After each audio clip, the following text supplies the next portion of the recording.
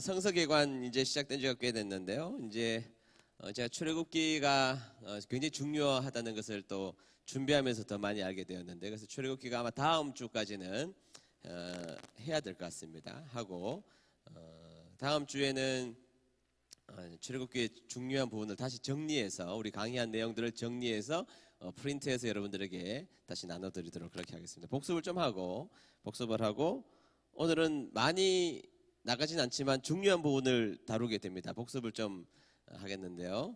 자, 지도 그리는 거 우리 입으로 그릴 수 있죠, 이제는? 네, 입으로 한번 그려보겠습니다. 뭐부터 그려야 됩니까? 시작. 식빵. 그 다음 포크. 자, 식빵은 뭐예요? 지중해 일부를 그린 겁니다. 그 다음에 포크는 뭐죠? 나일강 삼각주. 제가 나일강에 대해서 설명해 드린 적이 있죠. 아주 굉장히 대단한 강의였다 그랬습니다. 그 다음 뭐 그려야 돼요? 닭다리 위에 있는 동그라미가 뭐죠? 갈릴리호수. 그 다음 사해. 그 다음 밑에 뭐 그려야 돼요? 족발. 네, 족발을 그려야 됩니다. 홍해를 말하는 족발. 여기에 뭐가 있어요? 시내산. 오늘 이야기하게 될 시내산이 여기 있습니다. 시내산. 예루살렘, 베들레헴, 헤브론 있고, 욥바가 여기 있고, 네. 그 다음 뭐 그려야 돼요? 뱀머리, 페르시아만. 그 다음에 뱀이 혀가 낼름낼름. 네, 강 두 개. 네, 그 다음 지명은 이렇게 됩니다. 네. 니느웨가 여기 있다 그랬죠, 그죠? 네, 하란, 가나안, 베들레헴, 예베해, 요단강, 갈릴리호수, 헐몬산, 단에서부 부엘세바까지, 시내산, 홍해, 애굽, 지중해. 네, 다시스는 여기쯤 있다고 말씀드렸습니다. 스페인 있는 쪽에 말씀을 드렸죠. 지도를 그릴 수 있어야 됩니다. 나중에 사실은 이 부분에, 지도 그리는 이 부분에 대해서 세밀하게 그려보면 성경을 이해하는 데 있어서 굉장히 도움이 됩니다. 예컨대 룻이 그 가족들이 모압 지방으로 갔다 했을 때, 그 모압 지방으로 그냥 간 게 아닙니다. 협곡을 지나서 가야 됩니다. 협곡을 지나서 갔다는 것은 다시 되돌아오지 않으리라 그 결심을 품고 넘어간 것이고요. 협곡에 갔던 이제 나중에 이제 시어머니 나오미하고 룻만 남았잖아요. 그들이 베들레헴으로 돌아온다 이 말은 목숨을 걸고 협곡을 지나왔다 이 말이에요. 그러니까 그 관계를 우리가 정확하게 이해하는 것은 중요한데, 지형과 지명을 잘 알아야지 훨씬 더 이해하기 좋은데요. 나중에 또 계속하면서 지명에 대한 이야기가 나오면 그렇게 하도록 하겠습니다. 자, 성경 기록 기간 다 같이 몇 년 동안 기록됐어요? 1600년 동안. 자, 몇 명에 의하여서? 약 40명에 의하여서, 왕으로부터 시작해서 어부까지 다양한 직업군을 가지고 있다 그렇게 말했고, 성경은 통일성이 있어요, 없어요? 네, 완벽한 통일성을 가지고 있죠. 왜? 네, 성령의 영감으로 기록된 것이기 때문에, 성령님이 기수가 되셔서 이끌어 가셨기 때문에, 그래서 유기적 영감서를, 완전 영감서를 우리 개혁주의 교단들은 믿고 있다 이렇게 말씀을 드렸습니다. 자, 성경의 권위는요, 유일한 권위입니다. 그러니까 유일한 권위라는 것은 그 위에 뭐가 있다는 거예요, 없다는 거예요? 없단 말이죠. 그 위에 무엇도 없습니다. 여러분들이 아무리 존경하는 사람의 말도 성경 위에 있을 수가 있어요, 없어요? 없습니다. 그래서 성경 위에 어떤 말이 얹어지는 순간 그것은 이단이 되는 거예요. 아무리 그 사람이 인격적으로 훌륭해도 그건 상관이 없어요. 자, 구약 성경의 시대 구분 10가지로 할 수 있죠. 자, 다시 한 번 더 저를 한번 보세요. 구약은 총 17권을 뭐라 그럽니까? 처음부터 17권, 순서대로 17권을 역사서라고 그러죠. 역사서라 그러고, 역사서 다음에 끼어 있는 5가지 시가서라 그럽니다. 시가서 끝마치고 다시 17권을 뭐라 그럽니까? 예언서. 그래서 총 몇 권이에요? 39권으로 되어 있습니다. 역사서, 시가서, 예언서 이렇게 되어 있어요. 어떻게 되어 있다고? 예언서. 자, 그러니까 역사서도 뭐 우리가 쉽고, 예언서도 쉽고, 그러면 시가서만 알면 되겠네요. 중간에 시가서가 뭐예요? 욥기, 시편, 잠언, 전도서, 아가서. 욥시, 잠전하. 따라하겠습니다. 시작. 네, 욥시, 잠전하 이 5개가 뭐예요? 시가서. 시가서 전은 뭐예요? 역사서. 시가서 다음은 예언서 이렇게 된단 말이죠. 쉬워요, 어려워요? 쉽단 말이죠. 그러니까 여러분들이 성경 읽을 때, 아, 이건 역사서구나. 아하, 이거는 시가서구나. 아하, 이거는 예언서구나. 알 수 있어요, 없어요? 있죠. 네, 이렇게 이해하고 봐야 합니다. 자, 성경의 시대적 구분을 하려면 제가 팁을 알려드린 적이 있죠. 팁을 한번 읽어보겠습니다. 다 같이 읽어봅니다. 시작.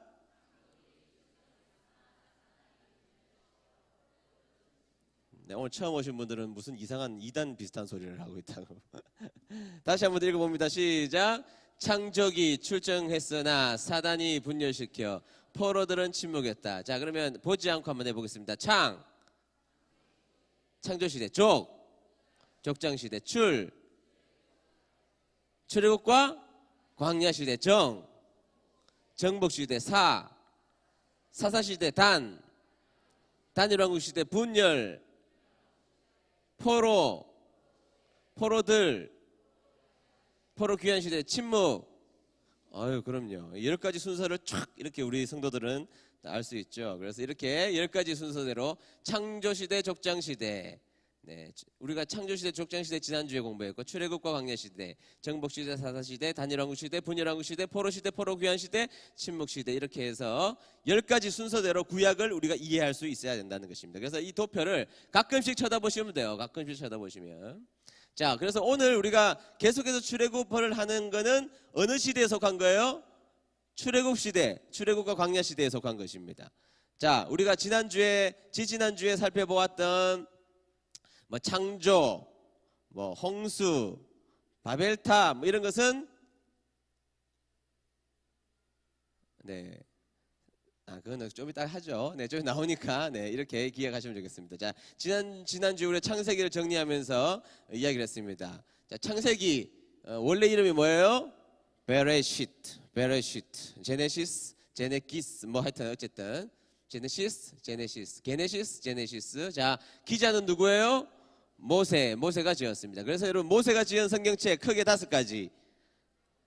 모세오경이라 그러죠. 모세오경은 다른 이름으로 율법서 토라 이렇게 말한다고 말씀드렸어요. 모세오경을 다른 이름으로 율법서 토라 이렇게 말했고, 모세오경 어떤 것입니까?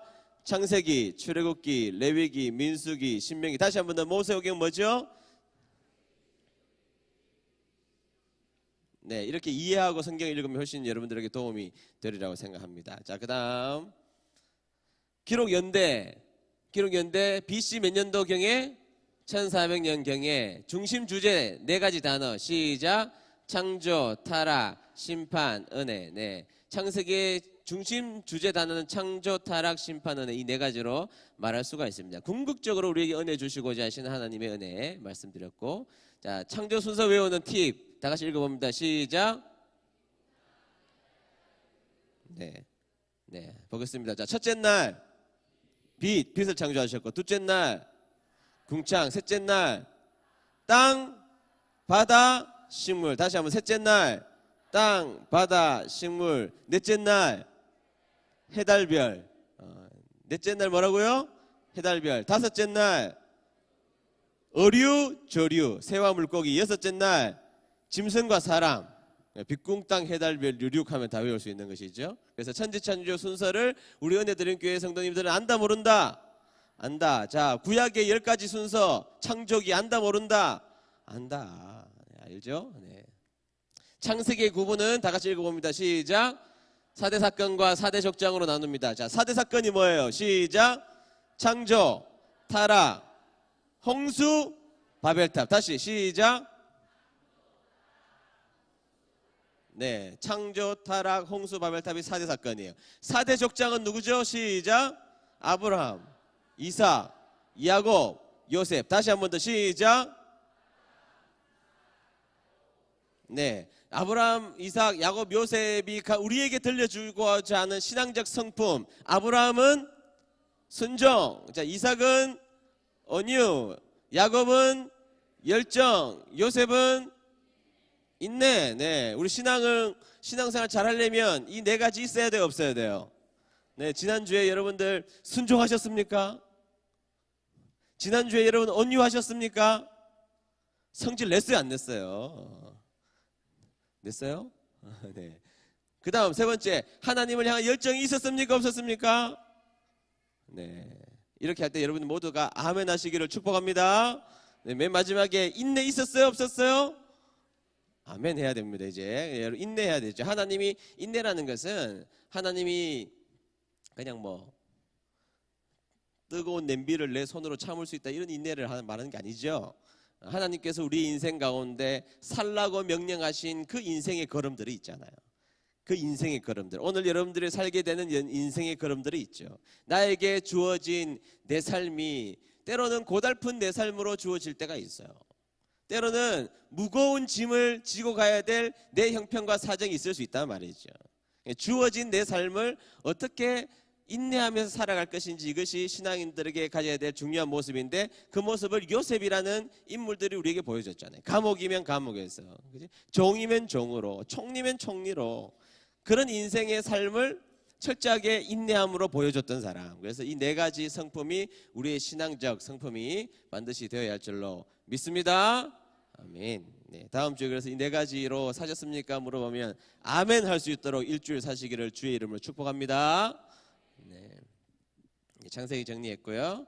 그 다음에 네, 똑같이 본 것입니다. 자, 출애굽기. 자, 출애굽기의 원래 이름은 뭐라고 그랬어요? 다 같이 쉐모트. 다시 한번 더 쉐모트. 네, 이름들이란 뜻입니다. 창세기 1장에 보면 이름들이 쭉 나오는 그 이름들 쉐모트입니다. 자, 헬라는 엑소도스, 나간다, 탈출한다는 의미고, 엑소더스 역시 마찬가지입니다. 네, 기록 목적, 하나님은 약속은 신실하시고 하나님의 사랑과 주권을 보여주시는데, 중요한 것은 택한 백성입니다. 택한 백성. 어떤 백성? 택한 백성. 자, 신정국가의 출범입니다. 신정국가의 출범. 누가 다스리는 거예요? 하나님이 다스리시는. 누가 다스리시는 거라고요? 하나님이 다스려요. 여러분들의 인생은 누가 다스려요? 하나님이 다스려요. 우리의 인생의 주원은 누가 되셔야 됩니까? 하나님이 되셔야 되는 거예요. 하나님의 나라의 지상 도래 선포입니다. 자, 출애굽기 저자는 누굴까요? 모세입니다. 모세. 네. 그렇죠. 기록 연대는 BC 1400년경에 모압 평지에서 기록되었다. 네, 중심 주제는 두 개라고 말씀드렸어요. 구속과 언약입니다. 다 같이 읽어봅니다. 시작. 네, 구속과 언약. 오늘은 언약에 대해서 좀 살펴볼 텐데요. 자, 다시 한 번 더. 구속과 언약. 시작. 네, 출애굽기의 중요한 중심 주제는 두 가지입니다. 구속과 언약이에요. 구속과 언약. 핵심 구절 지난주에 우리가 살펴보았고 오늘 읽었던 말씀입니다. 출애굽기 한눈에 보기 봤고, 10가지 재앙 기억하시나요? 10가지 재앙. 네, 첫 번째 재앙, 두 번째 재앙, 세 번째 재앙, 네 번째 재앙, 다섯 번째 재앙, 악질, 여섯 번째 재앙, 독종, 그 다음 일곱 번째 재앙,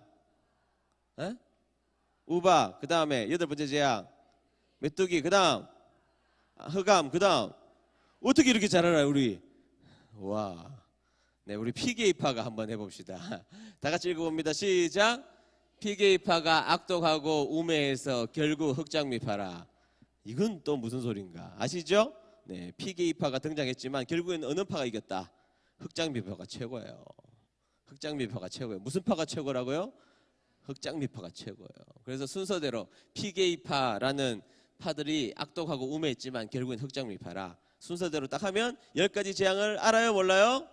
자, 보고 가겠습니다. 첫 번째 재앙, 두 번째, 세 번째, 네 번째, 다섯 번째, 악질, 여섯 번째, 일곱 번째, 우박, 여덟 번째, 메뚜기, 아홉 번째, 열 번째, 장자입니다. 여러분, 이 10가지 재앙은요, 그 당시에 왜 이 10가지 재앙이 등장했을까요? 피나 파리, 이 개구리.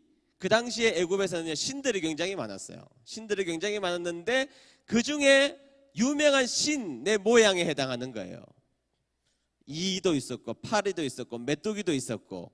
무슨 말인지 아시겠죠? 그러니까 이것을 하나님만이 무너뜨릴 수 있다는 것이죠. 그래서 이 10가지 재앙은 결국에는 너희들이 섬기는 것은 재앙으로밖에 올 수 없다는 것을 말씀해 주시는 것이고, 그것을 궁극적으로 이기신 분은 누구예요? 하나님이시라는 것을 알려주는 거예요. 애굽 온 천하에 알려주는 거예요. 너희들이 섬기는 그 신이라고 만들었던 그 우상 한번 봐라. 너희들을 얼마나 괴롭히고 있느냐. 그 개구리가 너희들을 얼마나 괴롭히고 있느냐. 여러분, 개구리 축제가 아니고 개구리 뭐예요? 재앙입니다. 제 설교를 들으셨던 분은 기억하겠지만 개구리 재앙이에요. 오늘날로 말하면 여러분, 전자레인지 열면 그 안에 뭐가 튀어나오는 거예요? 개구리. 세탁기 열면 그 안에 뭐가 가득해요? 개구리. 여러분들이 볼일 보려고 변기 뚜껑을 열면 뭐가 가득해요? 개구리. 여러분 냉장고에 뭐가 가득 들었어요? 개구리. 걸어다니면 무엇이 밟혀요? 개구리. 여러분 신문 만들려고 신문 만드는 그 기구를 돌리면 그 사이에 개구리가 끼어서 온 신문에 개구리 핏자국인 거죠. 여러분 가방에 뭐가 들었어요? 개구리. 그게 재앙입니다. 천지에 깔려 있는 거예요. 그렇죠? 이 10가지 재앙 외우는 팁입니다. 다 했고. 네, 요것도 여러분 보시면 됩니다. 지난주에 정리를 했는데요. 정리는 우리가 좀 보면서 하겠는데요. 출애굽, 다시 말해서 구원의 역사는 고난으로부터 시작하죠. 고난으로부터. 그래서 이 고난은요, 우리 하나님을 기대하게 만듭니다. 여러분, 인생에서 고난이 없으면 천국을 소망으로 두지 않아요. 인생의 극심한 고난을 겪은 사람이 목사님 저에게 하시는 말씀이 있어요. 목사님, 비로소 제 인생에서 천국에 대한 소망이 생겼어요. 고난을 겪지 않으면 이 세상이 좋사오니, 그렇단 말이죠. 이 세상이 좋은데 궁극적으로 우리에게 천국에 대한 소망을 생기는 것은 고난입니다. 고난을 겪으면 죽는 것도 괜찮구나. 뭐 그렇다고 해서 자살을 여러분들에게 방조하는 이야기 아닙니다. 결코 그거는 큰 죄니까. 그러나 여러분, 우리 인생 가운데 그런 고난이 찾아오면 천국, 정말 천국에 가고 싶다, 이런 생각을 하게 된다는 말이죠. 그래서 고난은 하나님을 생각하게 되고 고난을 통해서 천국을 기대하게 됩니다. 그래서 여러분, 고난이 다 나쁜 게 아니에요. 고난을 통과하는 인생의 여정을 건너갈 때 하나님을 비로소 깊게 체험하는 시간이 된다는 것이죠. 깊은 체험은 고난을 깊게 만든 사람들이, 깊게 경험한 사람들만이 그것을 기억할 수가 있죠. 그런데 여러분, 이 고난 가운데 한 인물이 태어나죠. 어떤 인물이 태어납니까? 모세라는 인물은 어떻게 태어나냐? 용기 있는 신앙인 시브라와 부하가 결국에는 모세를 태어나게 합니다. 그러니까 고난이 있고 세상이 아무리 두렵게 해도 세상보다 하나님을 두려워하는 사람들이 역사의 주인공 되는 거예요. 세상보다 하나님을 더 두려워하는 사람이 역사의 주인공이 돼요. 세상 두렵죠, 여러분. 여러분 자녀가 공부 못하면 두렵잖아요. 은행에 잔고가 없으면 두렵잖아요. 고3을 겪어봐야 그게 두려운 줄 알아요. 자식들이. 통장에 정말로 바닥이 나봐야 그게 두려운 줄 안다고요. 두렵다고, 인생은. 그런데 그거 두려워하는 것보다 하나님 더 두려워하면 되는 겁니다. 두려운 인생을 경험하게 되죠. 그러나 그 속에 하나님을 더 두려워하면 하나님은 우리의 인생을 살게 하실 줄로 믿습니다. 네, 하나님 더 두려워하는 거예요. 그래서 하나님 더 두려워하는 사람이 항상 역사를 만들어내는 것이죠. 세상이 두려워도 누구를 더 두려워할 줄 아는 사람? 하나님 더 두려워할 줄 아는 사람이 있어야 됩니다. 우리 사랑하는 은혜드림교 성도님들은 여러분들의 인생 가운데 두려움이 많을지라도 그것보다 여러분들이 가지고 있는 두려움보다 훨씬 크신 분이 우리 하나님이라고 믿는 여러분 되시기를 축복합니다. 여러분들의 문제와 고난과 아픔이 아무리 클지라도 우리 하나님을 더 크게 생각하는 여러분 되시기를 주의 이름으로 축복합니다. 네, 그래서 그 부분에 대한 이야기 1장에 나오고 2장에는 믿음으로 태어난 지도자 모세죠. 그래서 레위 사람과 결혼하여서 위대한 지도자 모세가 등장하게 되었다. 갈대 상자 테바를 띄웠죠. 테바는 키가 있어요, 없어요? 키가 없단 말이에요. 똑같은 단어가 쓰여 있는 창세기에 나오는 단어가 뭐라고요? 노아의 방주입니다. 노아의 방주. 노아의 방주 키가 또 없고 돛도 없어요. 어디로 갈지 모르죠. 동일하게 선교사님들의 역사에 보면 어느 나라 선교사님들이, 스코틀랜드 선교사님들이 방향키가 없는 배를 타고 출발했다는 것이죠. 스코틀랜드에서 방향키가 없는 배를 타고 각자 그냥 기도하고 간 것입니다. 하나님, 우리가 지금 배를 타고 하나님이 복음이 필요한 곳으로 우리가 떠나갑니다. 하나님이 인도해 주십시오. 그런데 역사의 기록에 보면 어떤 기록이 있었느냐? 제가 참 대학원 다닐 때 민경규 박사님 수업을 들으면서 소름이 쫙 끼쳤어요. 그 이야기를 하시는 거예요. 스코틀랜드의 선교사님들은 방향키가 없는 배를 타고 선교지를 떠났다는 것입니다. 그런데 역사의 기록에 보면 스코틀랜드 선교사님들이 없는 선교지가 없었다. 무슨 말이에요? 하나님이 방향키 없어도 갈대 상자를 하나님이 살리기 위하여서 보내신 것처럼 스코틀랜드의 선교사님들을 필요 적절한 곳에 하나님께서 오늘은 동쪽 바람, 오늘은 서쪽 바람 그렇게 불어서 그분들을 적재적소에 보내주셨다는 거예요. 놀라운 일입니다. 여러분 우리 인생 가운데서도 참 때로는 내가 만든 키가 다 부서질 때가 있고 내가 세워놓은 돛대가 무너져서 어떻게 해야 될지 모를 때가 있지만 여러분 그럴 때 우리가 기억해야 될 한 단어가 있다면 테바라는 단어예요. 비록 내 인생은 이렇게 어두운 방향도 없는 인생을 흘러가지만 하나님께서 내 인생을 선한 길로 인도해 주시는 분이 내가 믿는 하나님이시다. 비록 나는 방향도 없고 갈 바를 알지 못하지만 하나님이 내 길을 인도해 주실 것이다라는 것을 믿는 여러분 되시기를 주의 이름으로 축복합니다. 네, 20대 중반의 최인선은요 너무너무 혈기왕성한 시절이 아니었습니다. 저희의 방향키가 꺾여져 있는 시절이었어요. 하나님은 저희의 모든 방향키를 다 꺾어 놓으셨습니다. 다 꺾어 놓으셨어요. 그래서 제 인생을 테바의 인생으로 만드셨어요. 제 인생을 테바의 인생으로 만들어 놓고 하나님이 이끌어 가셨단 말이죠. 20대 중반이면 때로는 철도 없기도 하고 때로는 뭐 자신의 힘만 의지하는 시절일 수 있는데 하나님은 주의 종 만들기 위하여서 교만을 꺾고 다 꺾기 위하여서 제 인생을 테바로 만드셨단 말이에요. 테바로. 테바니까 얼마나 두려워요. 아무것도 할 수 없으니까.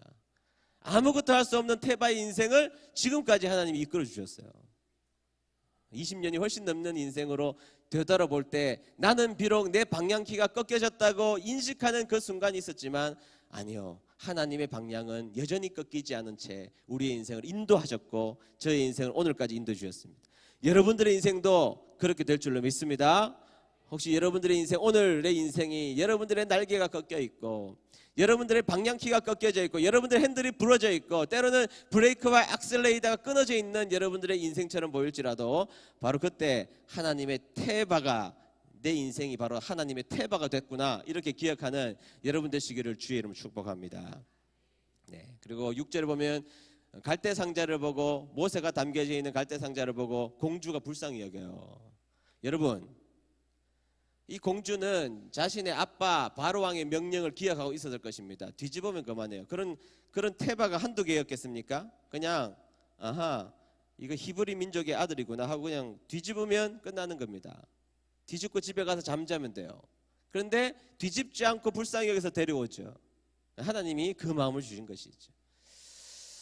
네, 저기까지 봤고 자 3장에 등장하는 것은 지도자를 세우심입니다. 지도자를 세우시고 이런 무디라는 유명한 설교자가 모세의 인생을 세 가지로 설명했습니다.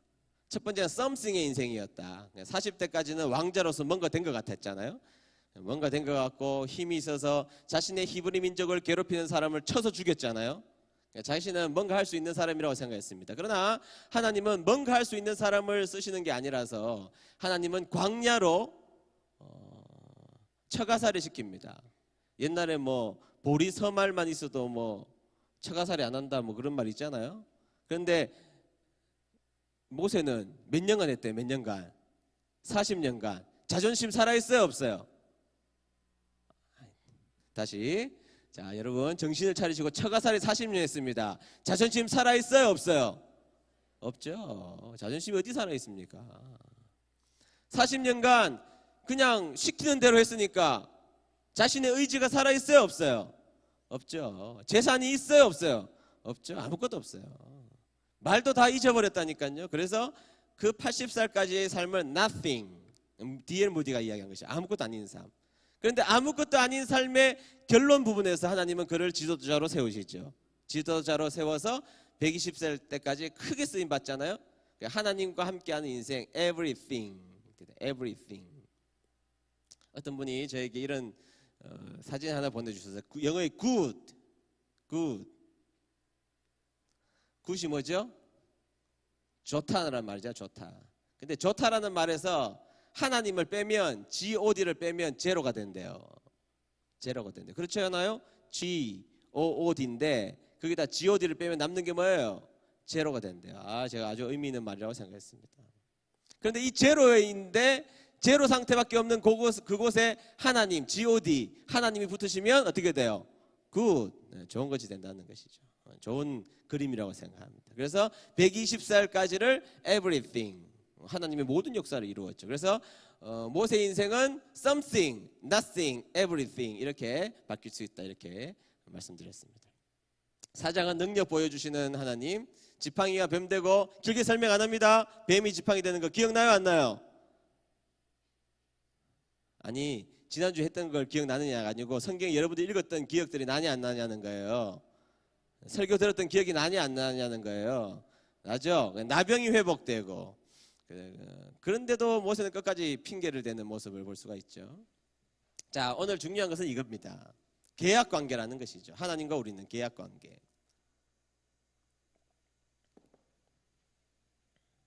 제가 결혼식 주례를 중요하게 생각하죠. 결혼식을 중요하게 생각합니다. 우리 교회 결혼식은 은혜스러운 게 목표고 눈물이 나는 게 목표입니다. 중간에 뭐 웃을 수 있지만 또 기뻐하고 축복해야 되지만 정말로 저는 결혼식이 중요하다고 생각해요. 그러면서 제가 결혼 서약하기 전에 맨 마지막에 서약하잖아요. 신랑 누구는 신부 누구가 뭐 머리카락이 뭐죠? 팥뿌리가 될 때까지 뭐 병이 걸리거나 뭐 인생의 고난을 당하거나 뭐 당신의 남편으로 뭐 인정하십니까? 하면 뭐 아멘. 이게 제가 서약을 하잖아요. 근데 서약하기 전에 제가 꼭 하는 이야기가 있어요. 그게 뭐냐면 사랑이 이 결혼을 지키는 것이 아니라 이 약속이 이 결혼을 지킵니다. 제가 그렇게 이야기를 해요. 사람들 착각합니다. 사랑이 결혼을 지키는 줄 알아요. 연애 때 막 뜨겁고 불붙던 사랑이 결혼을 지키는 줄 아는데 아니에요, 여러분. 사랑은 여기서 말하는 사랑도 물론 로맨스한 사랑이 아니죠. 용서의 사랑인데 사랑은 이 가정을 지키는 중요한 도구이죠. 도구, 툴입니다. 때로는 로맨스를 한 사랑도 필요하고 우정의 사랑도 필요하고 그렇죠? 그 다음에 십자가에서 죽으신 용서의 사랑도 필요하고 다 필요하잖아요. 필요한데 결혼을 지키는 것은 사랑이 아니라 약속이다. 약속이죠. 약속. 약속이 지키는 겁니다. 내가 이 사람과 결혼을 하여서 죽을 때까지 내가 이 결혼을 지켜나가겠다는 이 약속이 내가 이걸 어떻게 해봐 하다가도 약속이 생각나는 거예요. 약속할 때 누구하고 했어요? 하나님과 하고 했고 주례자 목사님한테도 했고 가족들 있는 데서 했고 친척들 다 불러놓고 했고 친구들 불러놓고 했고 다 했단 말이죠. 그것이 마음속에 걸리는 겁니다. 약속이 중요한 거예요. 약속. 그러니까 하나님도 우리와 계약관계를 맺으셨다는 거예요. 계약관계를. 그래서 이스라엘과 하나님과의 관계는 무슨 관계? 적어 나왔습니다. 다시 이스라엘과 하나님과의 관계는 무슨 관계? 약속의 관계. 약속의 관계. 약속의 관계입니다. 그런데 여러분 하나님께서 이스라엘 백성들을 선택하실 때 가만히 보십시오. 잘 봐야 됩니다. 여러분 중요한 거예요. 여러분 처음에 이 약속이 시작된 것은 하나님께서 한 사람에게 약속을 하세요. 물론 아담의 약속 이런 거 다 빼고 큰 그림으로서 한 사람 아브라함을 선택해서 약속하시거든요. 그런데 이 약속은 굉장히 일방적인 약속이에요. 그래서 첫 번째 약속은 아브라함에게 약속을 하는데 하나님과 개인이 맺은 언약으로부터 이 구원이 시작되는 겁니다. 그런데 여러분 이 한 개인을 구원하는 그 여정과 과정은 하나님 홀로 약속을 하세요. 그러니까 한쪽에만 의무가 주어진 것이라고 해서 따라하겠습니다. 중요한 말이에요. 중요한 말이에요. 편무언약. 중요하다고 그랬으면 한 3배 좀 크게 대답해 주시면 안 될까요? 자, 중요한 말 다 같이 편무언약 시작. 한 번만 더 시작. 자, 편무언약이라는 것은 한쪽에 의무가 주어졌다는 거예요. 한쪽에 의무가 주어졌다는 겁니다. 여러분 12장에 하나님께서 아브라함에게 등장하시죠?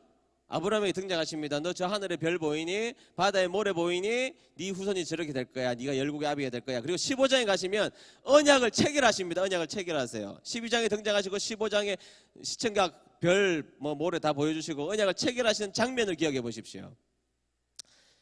갑자기 하나님께서 아브라함에게 나타나셨죠? 그럼 뭐라 그러는가 하면 너 저기 소 잡아와. 그러더니 소 각을 떠 반을 잘라 그리고 펼쳐놔. 그 말이 무슨 말이냐면 소를 잡으라는 거예요. 하나님이 아브라함에게 소를 잡아서 짝 반으로 정확하게 가르라는 것입니다. 머리로부터 쫙 다리까지 반으로 딱 가른 다음에 벌려놓으라는 거예요. 벌려놓으라는 거예요. 그러니까 여러분 소 잡는 게 쉬워요? 어려워요? 어렵죠? 저 같으면 내가 소를 잡겠어요? 소가 나를 잡겠어요? 어떻게 잡아요? 소를. 그런데 여러분 소를 잡아서 어떻게 하라고요? 정확하게 반을 갈라서 딱 갈라놓으면 중간에 어떤 길이 생겨요? 어떤 길이 생겨요? 피의 길이 생기잖아요. 피의 길이. 아니 이게 뭐 이해가 안 되는 이야기를 제가 하는 거예요 지금. 자 여러분 손에 칼을 딱 비이면 뭐가 나와요? 피가 나오죠. 그런데 짐승을 반으로 잘랐으니까 뭐가 흘러나오겠어요? 온 동맥에서 다 피가 흘러나올 거 아니에요. 그러니까 쫙 갈라놓으면 무슨 길이 생겨 지금? 피의 길이 생긴단 말이죠. 그래서 이 아브라함이 이 이야기를 딱 듣더니 하나님 도대체 제가 왜 해야 됩니까? 하지 않고 아브라함이 그 말씀을 듣고 그냥 순종한단 말이죠. 순종의 사람이라서 순종을 하기도 했지만 이것은 고대 근동 지방의 사람들이 보편적으로 약속을 지킬 때 하는 행동이었어요. 나라와 나라들이 부족과 부족들이 약속을 지킬 때에 짐승을 쪼갭니다. 짐승을 쪼개고 그 짐승을 벌려놓아요. 그리고 양쪽의 대표들이 나와서 한 번씩 그 사이를 지나갑니다. 지나가면서 그 행위가 뭐냐면 지금 우리 둘 가운데 약속을 했는데 만약에 한쪽이 약속을 어기면 이 짐승처럼 될 거다 그 얘기예요. 약속을 어기면 뭐처럼 된다고요? 짐승처럼. 그러니까 끔찍해요, 안 끔찍해요? 그러니까 이 약속은 지켜야 돼, 안 지켜야 돼요? 지켜야 되는 거예요. 그러니까 고대에는 이게 보편적으로 중요한 약속을 할 때 사람들이 언약을 체결하는 장면이었단 말이죠. 그러니까 하나님께서 내가 너하고 약속하려고 하는데 네가 이걸 쪼개놔 이렇게 명령하시자 아브라함은 그 명령을 듣고 대박에 알아차린 거예요. 아하, 하나님이 나하고 약속하기를 원하시는구나 해서 소를 잡고 짐승을 각을 떠고 중간을 잘라서 딱 벌려놓은 거예요. 길을 만들어 놓은 거예요. 그런데 여러분 아브라함이 나이도 들었고 소 한 마리 잡는 게 보통 일이 아니었잖아요. 그러니까 소 한 마리를 잡고 피곤해서 잠들어 버렸다는 거예요. 기절한 거예요. 너무 피곤해서. 저도 예배 드리고 나서 주일날 밤에 들어가면 제일 일찍 자는 날 그날은 뭐 하여튼 누우면 자니까 제일 잠이 쫙 든 거예요. 잠이 들었는데 무엇이 지나갑니까? 하나님의 불이 그 사이에 홀로 지나가신단 말이죠. 홀로. 아브라함도 지나가고 하나님도 지나간 게 아니고 내가 너를 선택하고 내가 너를 영국의 아비를 만들고 너에게 구원을 임하고 네가 믿음의 조상이 되고 믿음의 아버지가 되는 이 모든 일은 누가 책임지신다? 하나님이 책임지신다는 거예요. 그래서 이 모든 책임과 의무가 누구에게만 있는 거예요 지금? 하나님에게만 있는 거예요. 너는 뭐만 하면 되고 순종만 하면 되고. 그래서 모든 책임이 하나님께 있고 내가 모든 주권을 가지고 너의 구원을 약속하마. 그것이 15장에 등장하는 하나님과 아브라함의 약속의 장면이에요. 그런데 이 약속은 하나님 홀로 그 사이를 지나가셨기 때문에 하나님께만 의무가 있다 그래서 편무언약 이렇게 말한다고요. 무슨 언약이라고 한다고요? 여러분들이 신앙생활 하다가 조금 수준이 높아지고 그래서 그냥 경건서적 같은 거 읽으면 여러분들의 마음속에 와닿지 않아서 신학책을 한 번씩 꺼내들면 편무언약 이런 단어가 뛰쳐나온단 말이에요. 그런데 제가 여러분들에게 소개한 것만큼 더 쉽게 설명하는 곳은 없습니다. 편무언약에 대해서 저보다 더 쉽게 설명하는 곳은 없어요. 여기 신학교 나오신 분들 제 말이 진짜인 거 아닌가. 신학교 나오신 분들은 편무언약 읽고 마친단 말이죠. 근데 이렇게 쉽게 설명하는 것은 여기밖에 없어요. 그러니까 편무언약이라는 딱 단어가 나오면 여러분들은 아하 한쪽에서 의무가 있구나. 대표적인 것이 하나님이 아브라함을 선택하셨을 때 그때 하셨던 언약이 편무언약이구나. 기억할 수 있어요 없어요? 있죠. 이제 또 편무언약 했는데 다음 주에 맹숭맹숭하게 하면 안 돼요. 편무언약.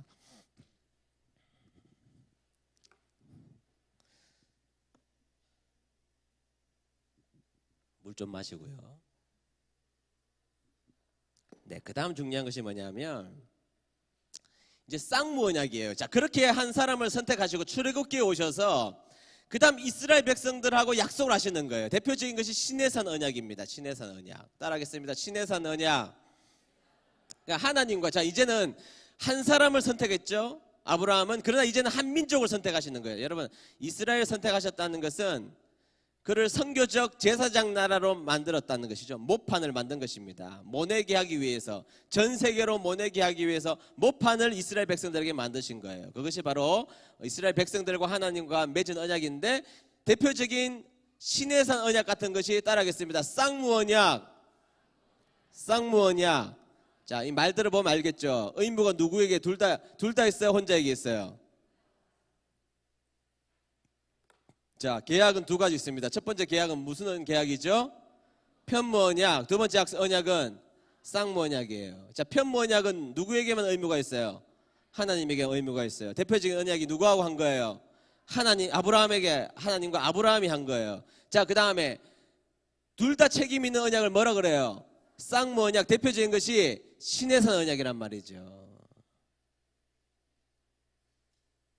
자, 신에서 언약의 약속이 뭐냐면 19장에 나오는 건데, 다시 말해서 너 내 말 잘 들으면 내가 너에게 복을 줄게. 자, 이스라엘 백성들은 정말로 절대적 순종해야 될 의무가 주어진 것이고, 하나님에게는 이스라엘 백성들이 순종하면 복을 주셔야 될 의무가 생긴 거예요. 쌍무언약입니다. 대표적인 쌍무언약.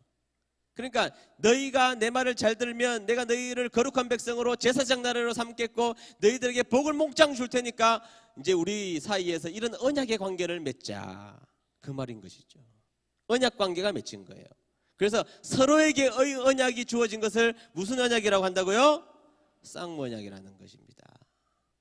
자, 그 쌍무언약의 아주 대표적인 것, 요거는 우리가 보고, 대표적인 것이 십계명입니다. 뭐라고요? 십계명 10가지 외우는 방법은 제가 연구해 보니까 연구한 게 더 어려워요. 연구한 게 더 어려워. 그래서 이거는 그냥 하면 돼요. 그냥 하면 돼요. 그래서 첫 번째 다 같이 읽어봅니다. 시작.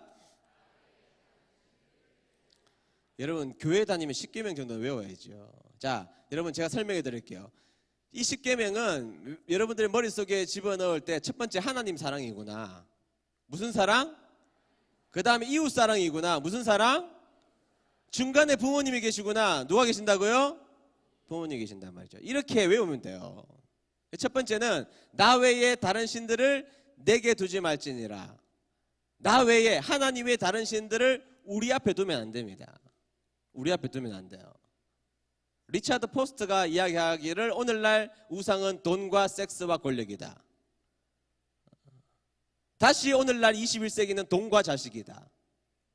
우상이 뭐냐? 돈과 자식이다. 여기에 목을 매요. 정신을 못 차립니다. 돈과 자식 앞에서는 하나님을 포기해요. 그러면 그게 우상이에요. 하나님보다 더 중요한 것을 하나님 앞에 두는 것. 하나님은 질투하시는 하나님이십니다. 질투하시는 하나님이라고요. 질투가 무섭지 않아요? 드라마에 나오는 그 질투 무섭지 않아요? 끝까지 찾아가잖아. 끝까지. 질투하신다니까요. 그래서 나 외에 다른 신들을 내게 두지 말라. 다 같이 읽어봅니다. 시작. 네, 그러니까 앞에다가 뭘 만들면 안 돼요? 뭐를? 우상을. 자, 다 같이 읽어봅니다. 시작. 너를 위해 우상을 만들지 말고 섬기지 말라. 다 같이 읽어봅니다. 시작. 첫 번째는 나 외에 다른 신들을 내게 두지 말라. 두 번째는 자, 내 앞에 두지 말라. 그리고 너를 위해서 우상을 만들지 말고 섬기지도 말라. 다 같이 읽어봅니다. 시작. 야, 세 번째는 중요한 것이 여호와의 이름 아닙니까?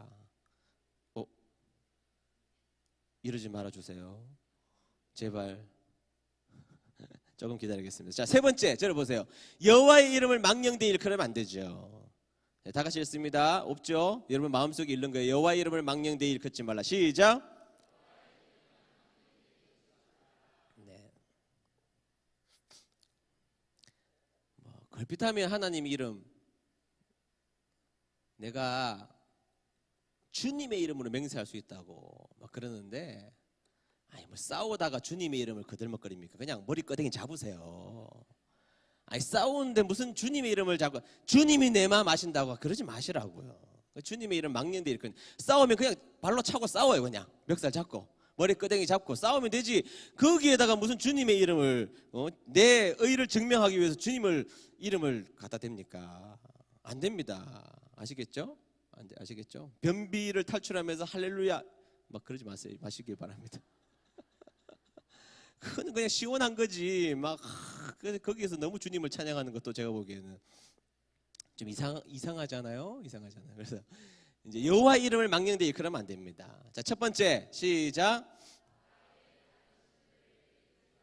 두 번째, 너를 위하여 우상을 만들지 말고 섬기지 말라. 세 번째, 여호와의 이름을 망령되게 부르지 말라. 하나님의 이름을 망령되게 부르면 안 됩니다. 싸울 때는 어떻게 싸우라고?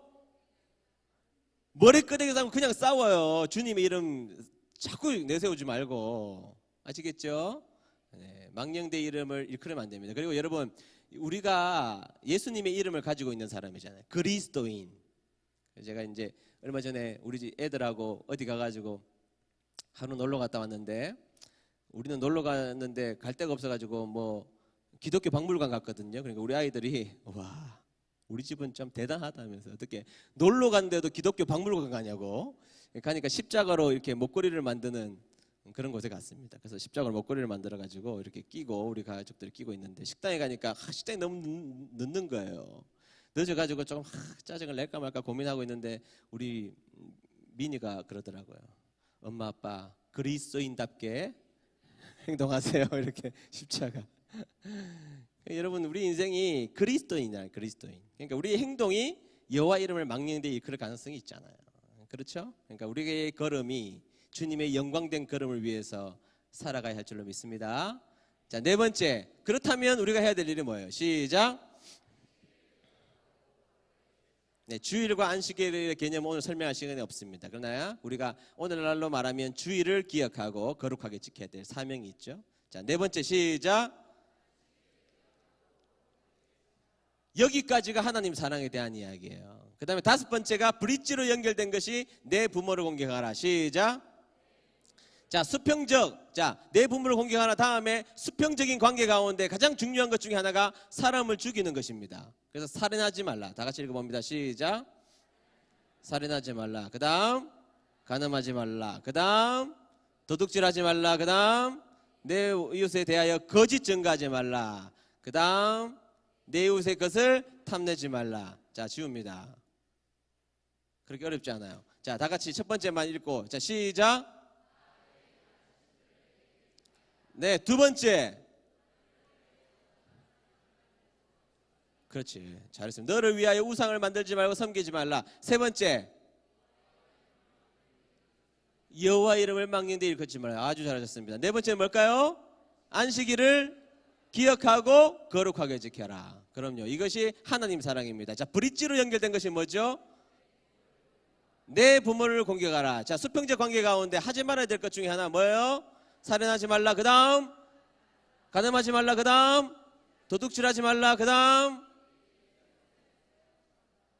네, 내 이웃에 대해서 거짓 증거하지 말라. 그 다음 내 이웃의 것을 탐내지 말라. 와, 잘하셨습니다.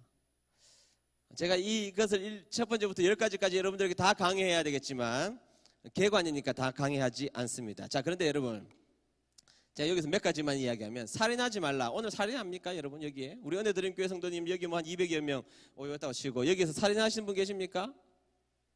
자, 어제 난 살인하고 왔다.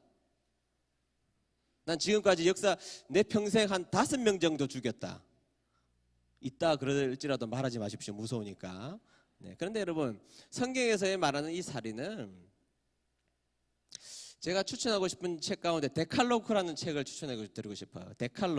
데칼로그라는 아주 좋은 책이 있습니다. 추천해 드리는데 용기를 가지고 사셔야 돼요. 왜냐하면 이만큼 두껍기 때문이에요. 네, 데칼로그 너무너무 좋은 책입니다. 너무너무 좋은 책인데요, 이 책에 보면 살인을 어떻게 이야기하느냐. 자, 그 당시에 예수님께서는, 하나님께서는 성부, 성자, 성령 하나님을 존재론적으로 하나로 묶으셨다. 뭐 이런 이야기는 어려우니까 할 필요가 없지만, 여기에서 말하는 살인이라는 것은 존재론적 살인이라는 거예요. 따라하겠습니다. 존재론적 살인. 네, 존재론적 살인이 뭐냐면, 여러분, 예수님이 이 살인하지 말라라는 것을 신약 시대에 누가복음인가요? 와서 해석해 주시잖아요. 해석해 주잖아요. 어떻게 해석하십니까? 너희들은 살인하지 말라는 말을 들었으나 누구든지 형제에게 라가라고 하는 자는 이미 살인한 자다. 자, 라가라 이 말은 이 등신아 이 말이에요. 다시 말해서 형제를 비난하고 욕하는 자들. 여러분 가만히 생각해 보세요. 자, 오늘 여기 반 딱 나눠서 여기 반을 나눴는데, 어떤 사람이 이제 최인선 목사라는 사람이 다음 주에 부임을 해서 오는 거예요. 다음 주에 뭐 해서 온다고요? 부임을 해서 오는데, 이 반은 어떤 소문을 들었느냐 하면, 야, 이번에 오시는 목사님 진짜 능력 많은 목사님이다. 좀 웃어주세요. 네, 능력 많은 목사님입니다. 여기 반은 그렇게 들은 거예요. 근데 이 반은 어떻게 들었느냐 하면, 새로 오는 목사님 최인선 목사 완전 사기꾼이다 들은 겁니다. 네, 사기꾼이라고 소문이 쫙 났어요. 자, 그러면 제가 여기 딱 섰을 때 반응이 어떨까요 여러분? 여기는 좀 웃어달라고 제가 이야기했잖아요. 지금 막 웃을 건데 여기는 경멸의 눈으로 쳐다볼 거 아니에요. 여러분, 말이라는 게 이렇게 무섭다고요. 별거 아닌 것 같아도 형제에게 나가라고 사람들에게 소개하기 시작하고 쟤 등신이야, 바보야, 못난 놈이야, 그렇게 형제를 욕하기 시작하면 그 공동체에서 이 아이든 이 사람은 왕따가 돼버리죠. 왕따가. 그게 살인이에요. 존재론적으로 고립시켜 놓는 것 살인입니다. 얼마나 무서운지 몰라요. 간음하지 말라, 도둑질하지 말라. 여러분 8번과 10번 비슷하죠? 도둑질하지 말라, 내 이웃의 것을 탐내지 말라 그랬는데 여기서 말하는 건 조금 달라요. 8번의 도둑질은 얼마든지 내가 훔쳐서 내 것이 될 수 있는 것들입니다. 내가 훔쳐서 내 것이 될 수 있는 것들, 도둑질하지 말라입니다. 그런데 여러분 10번째 것은요, 내 이웃의 것이라고 한정되어 있어요. 그러면서 첫 번째 등장하는 게 내 이웃의 아내를 탐하지 말라. 그러니까 이거는 여러분, 내 이웃의 아내는 내 것이 될 수 있어요, 없어요? 자, 다른 물건은 금은 훔쳐서 내 것이 될 수 있어요. 그런데 내 이웃의 아내는 내 것이 될 수 있어요, 없어요? 이렇게 말하면 또 목사님 어떤 친구 보니까 그거 빼앗던데요. 근데 그거는 미친놈이고, 정신 나간 사람이고, 그건 아니, 죄송합니다. 이렇게 미친놈이지 미친 분은 아니잖아요, 그게. 그러니까 여기에서 한정된 것은 뭐냐면 8번째는 내가 노력해서 얻을 수 있는 거지만 훔쳐서도 얻을 수 있는 것들이지만 10번째는 무슨 이야기냐면 한정되어져 있잖아요. 탐해서는 안 될 것들이란 말이죠. 결코 탐해서는 안 될 것들을 탐하는 시기심. 내 이웃의 집에 가보니까 아내가 예뻐, 똑똑해. 집에 가보니까 북유럽형 1000만 원짜리 소파가 있어. 냉장고는 뭐 어떤 냉장고야? 뭐 이번 주 여름 휴가를 가보니까 카톡 프사를 탁 뒤져보니까 막 열받아. 왜냐면 저기 뭐 어디를 갔어. 하나님 싫어하는 일입니다. 하나님은 내 것이 될 수 있는 것도 노력하지 않고 얻는 거 싫어하시고 내 것이 될 수 없는 것을 시기함으로 쳐다보는 눈도 싫어하시는 거예요. 그렇게 인생을 살면 괴로워요, 여러분. 여러분 인생 가만히 생각해 보세요. 내 인생에 왜 불행이 찾아왔습니까? 내 인생에 왜 불행이 찾아왔어요, 여러분? 내 인생에 어느 날 나도 모르게 이유도 없는 불행감이 왜 찾아왔습니까? 10계명 가운데 하나님이 지키라는 그 명령을 어겼기 때문이에요. 옆에 자녀들이 서울대를 가면 박수칠 일이지 그걸 가지고 우리 아이들을 닥달하면서 이 아이의 본질적 아름다움을 왜 깨트립니까? 저 집이 가지고 있는 좋은 차가 있을지라도 왜 그것을 쳐다보고 나를 아주 선한 길로 인도해 주고 있는 그 차를 왜 비난합니까? 저 집의 남편이 너무 멋지게 아주 나이스하게 돈도 잘 벌어다 주고 나이스한 그 모습을 보고 왜 옆에 있는 자기의 남편을 오징어처럼 생각하냐고요. 그러니까 불행해지는 거예요, 여러분. 우리 하나님은 우리에게 줄로 재어준 분복 속에서 열심히 살으라고 가르쳐 주셨지, 이웃의 것에 한정되어 있는 건 그건 이웃의 것이잖아요. 왜 그거 쳐다보고 내 인생을 한탄하고 사냐고요. 천국 가면 다 똑같지. 천국 가면 하나님 앞에 열심히 사는 사람이 천국 백성으로서 상급이 있는 것이지, 이 찰나의 인생의 모든 영광을 두고 살아가려고 애쓰는 그 마음 자체를 하나님이 기뻐하시겠습니까? 아니죠. 우리는 어디 때문에 사는 거예요? 하늘나라. 아멘. 그러니까 여러분, 우리는 내 이웃의 것에 내 것이 될 수 없는 것을 붙잡고 탐하해서 내 인생을 무너뜨리는 인생 되지 마시고 영원한 천국이 있잖아요. 천국 가면 내가 하나님 앞에 오늘 이 눈물겨운 인생을 살아가면서 십자가의 길, 순교자의 길을 걸어가면서 하나님을 기쁘시게 했던 그 마음을 기쁘시게 여기신 하나님이 여러분들을 기쁨으로 맞아주실 것인데, 그때 하나님께서 여러분들에게 복 주시는 그 복이 세상에 있는 그 좋은 것과 비교할 수가 있겠냐 이 말이에요. 그것을 믿으며 나에게 주어진 내 삶을 뜨겁고 감사함으로 살아가는 저와 여러분 되시기를 주의 이름으로 축복합니다. 네, 오늘 언약을 생각하면서 주 안에 우리는 하나, 우리 찬양 부르고 우리 기도합시다.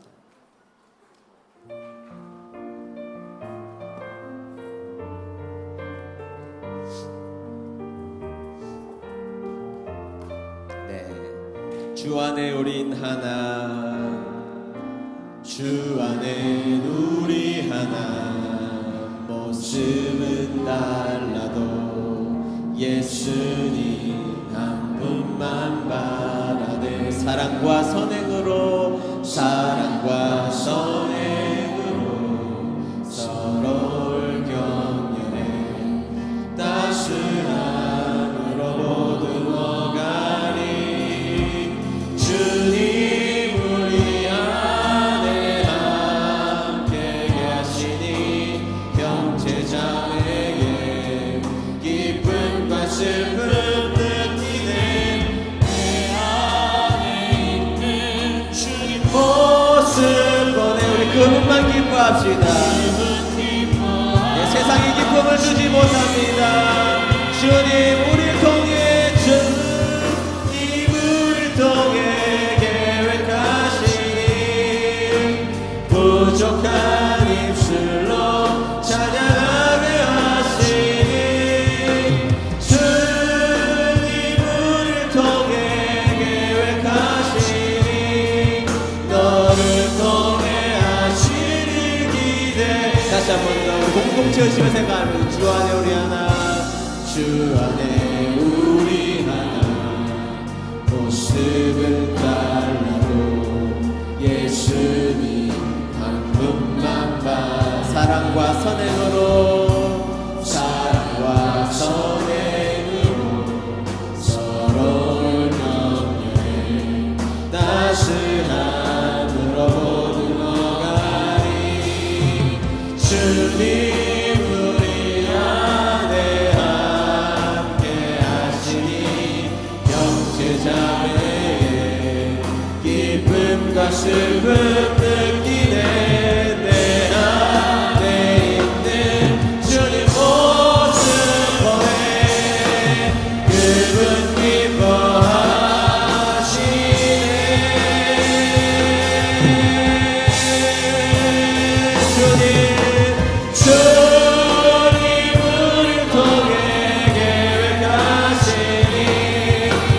부족한 입술로 찬양하게 하시니. 주님 우리를 통해 계획하시니. 너를 통해 하시니 기대. 주님 우리를 통해 손을 들고, 주님 우리를 통해 계획하시니. 부족한 찬양하게 하시니. 아멘. 주님 우리를 통해 계획하시니. 너를 통해 하시니 기대. 양심머리 숙여서 기도하도록 하겠습니다. 여러분, 우리가 출애굽기를 공부하면서 하나님의 택하심이라는 단어를 보았습니다. 여러분, 우리가 택함을 받을 만한 어떠한 자격이 우리의 내면 속에 솔직하게 찾아낼 수가 있을까요? 하나님이 우리를 선택하셔서 하나님의 덕이 되고 하나님의 이익이 될 만한 것들이 우리 인생 가운데 무엇이 있을까요? 그러나 하나님을 아무것도 모르는 백성을 불러서셔서 믿음의 아버지 아브라함을 만드신 것처럼 오늘도 여전히 우리에게 편무언약으로 다가오신 그 하나님, 얼마나 감사합니까? 여러분, 구원받는데 여러분 무슨 조건이 있습니까? 하나님의 전적인 은혜, 십자가의 은혜, 하나님의 약속, 그 약속이 우리를 구원시켜 주신 것입니다. 그리고 또 하나, 그렇기 때문에 우리에게 쌍무언약이 생긴 것이죠. 순종의 질서라는 것이 비로소 우리에게 생긴 것입니다. 우리는 순종 그러면 그냥 그것이 의무라고 생각하고 마음 아픈 일로 생각하고 고통스러운 일로 생각하지만 아닙니다. 여러분, 하나님이 날 사랑하셔서 선택하여 불러주신 것이 먼저고 그 놀라운 사랑에 반응하는 것이 순종인 것이죠. 그분의 사랑 앞에, 그 열정적인 사랑 앞에, 자신의 아들도 내어주신 그 사랑 앞에 우리가 정말로 기쁨으로 반응하는 그 순종의 제사를 드려야 되는 것, 그것이 우리가 올려드려야 될 하나님 앞에 나의 사랑의 표현, 그것이 순종이라는 것입니다. 오늘 다같이 합심하게 기도할 때 하나님, 그분의 사랑 앞에 순종하는 백성들 되게 도와주시고, 하나님이 원하시는 그 삶을 내 삶에 차곡차곡 쌓아가는 인생으로 살아가는 주님의 순종의 자녀들 되게 해달라고 우리 주님의 이름 부르고 합심하여서 기도하겠습니다. 주여, 주여, 주여.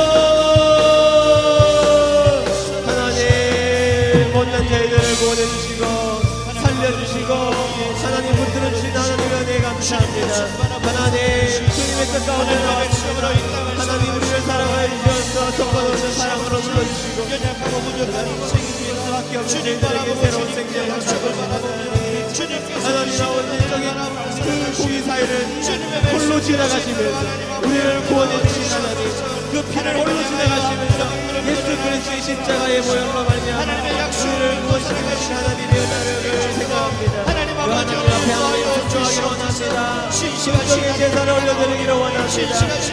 순종의 사람들로 오늘 지어가기를 원합니다. 은혜를 다하시고 순종의 사랑으로 오늘도 살아갈 수 있는 주님의 귀한 백성들 될 수 있도록 주님 역사하여 주시옵소서. 하나님 아버지 우리 인생 가운데 은혜를 구할 수 있도록 도와주시고 하나님 나에게 주신 삶을 기억해보면서 하나님 앞에 오로지 하나님이 기뻐하시는 모습으로 살아갈 수 있도록 도와주시옵소서. 주위의 것 한정된 것을 바라보며 내 마음을 아프게 생각하는 사람이 되지 않도록 도와주시고 나의 것을 바라보며 만족하며 살아갈 수 있는 주인이 될 수 있도록 주님 역사하여 주시옵소서. 주님 역사하여 주시옵소서. 아버지 오늘 주님을 향하여 기도하는 백성들이 있습니다. 주님의 은혜를 기도하는 구하는 백성들, 은혜 위 은혜를 다하시는 하나님을 바라보는 백성들이 있습니다. 아버지 주님 주님께서 우리를 건져주신 귀한 사람들을 오늘도 기억하는 저희가 될 수 있도록 주님 역사하여 주시옵소서. 주님 역사하여 주시옵소서. 하나님의 약속을 교회가 모든 교회 될 수 있도록 하나님의 약속 붙들고 기가 없는 인생을 살아갈 때에 만족하며 살아갈 수 있는 저희들의 복된 모습이 될 수 있도록 도우시고 인도하여 주시옵소서. 당신이 지쳐서 기도할 수 없고 찬양하겠습니다. 당신이 지쳐서 기도할 수 없고 눈물이 빗물처럼 흘러내릴 때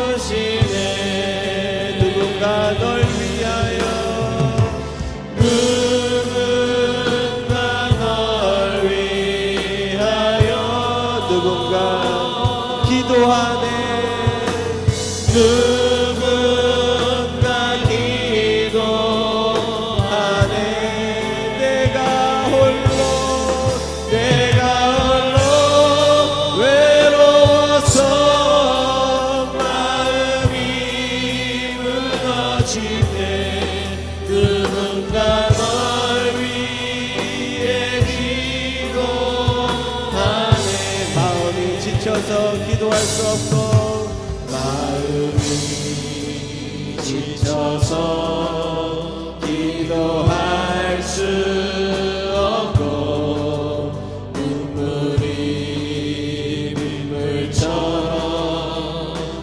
흘러내릴 때 주님의 우리 연약함을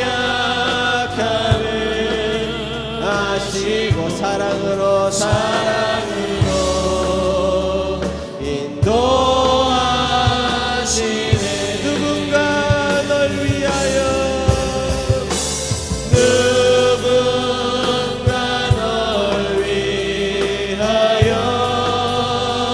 누군가 기도하네.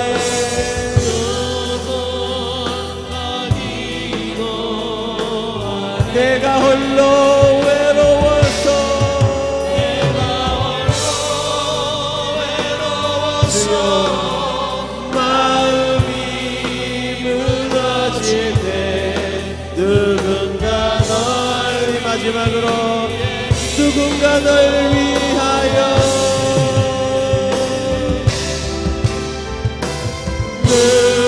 누군가 널 위하여 누군가 기도하네 누군가 기도하네 내가 홀로 외로워서 내가 홀로 외로워서 마음이 무너질 때 누군가 널 내가 홀로 외로워서 주님 앞에 부르짖시다 내가 홀로 외로워서 마음이 무너질 때 누군가 마지막으로 내가 홀로 외로워서 주님을 붙잡읍시다 내가 홀로 외로워서 내가 홀로 외로워서 마음이 무너질 때 누군가 널 위해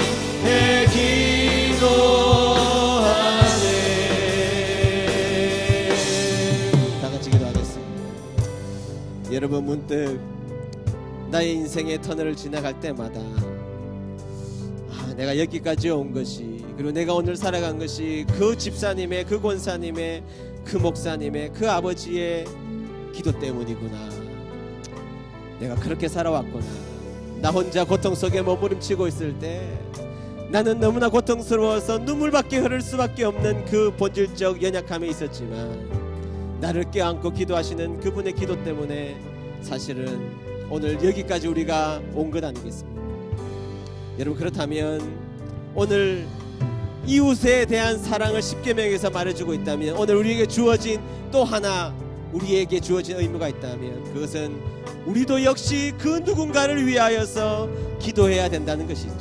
여러분 오늘 외로움으로 몸부림을 치는 분들이 계실 거예요. 여러분 육신적인 병이 찾아와서 하루하루를 두려움으로 눈물로 살아가는 분들이 계실 거라는 것이죠. 여러분 경제적인 어려움이나 사람들에게 말할 수 없어서 가슴을 치고 눈물 흘리며 하나님의 이름도 부를 수 없는 어떤 우리의 이웃들이 우리의 교회 식구들이 분명히 있으리라고 생각합니다. 여러분 오늘 그분들을 위해서 기도해야 되지 않겠습니까? 그분들의 결핍, 그분들의 연약함 내가 하나님을 사랑하니까 이웃을 사랑한다면 그분들을 위한 나의 기도가 언젠가 시간이 지나서 나도 교회의 어떤 집사님의 기도로 내가 오늘까지 살아왔노라는 고백들을 들어야 하지 않겠어요? 여러분 오늘 하나님을 사랑하는 마음 그 마음이 있다면 이웃을 사랑해야 됩니다. 오늘 하나님께서 성령님이 여러분들의 감동을 주셔서 여러분들에게 기도하라고 명령하신 그 대상이 기억날 것입니다. 그 대상을 위하여서 오늘 합심하여서 뜨겁게 주님의 이름은 세 번 부르고 주님 그들을 도와주십시오. 주님 그 마음으로 만져주십시오. 주님 치료하여 주시옵소서. 주님의 이름을 세 번 부르고 나같이 합심하여서 기도하겠습니다. 주여